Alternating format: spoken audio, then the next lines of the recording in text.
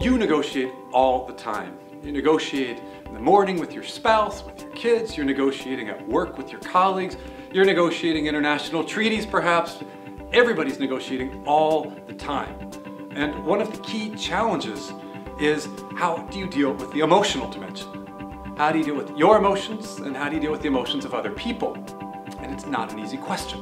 You know, as you and I, if you and I are in the midst of a negotiation, I'm experiencing a lot of emotions, you're experiencing a lot of emotions. How do we deal with this complexity? And it often feels like EI theory, emotional intelligence theory, has its limits.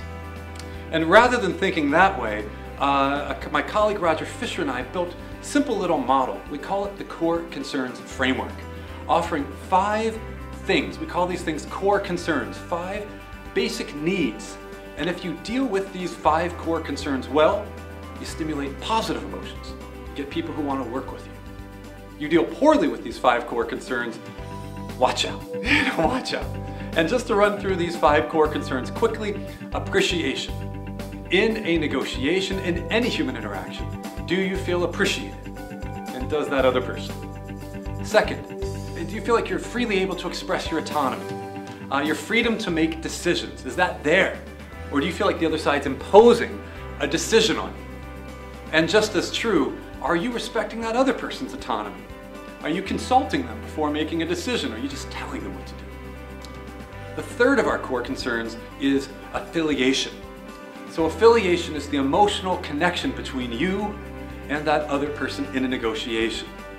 Is it an adversarial connection between the two of you? And if it is, my big advice, how do you convert that relationship to a side-by-side one, where it's the two of you working side-by-side on shared problems, even contentious problems? Fourth of our core concerns is status. Who's up, who's down, and on what dimensions. I walk into a negotiation with you and I subtly demean you based upon your gender, the color of your skin, the fact that you're the youngest person in this firm or the oldest person. All of a sudden we're not working as cooperatively as we could. This is status and the power of status. And the fifth and final of our core concerns is role. Do you have a meaningful role, an effective role in your negotiation? Or are you digging ditches just to dig them, just to fill them up again?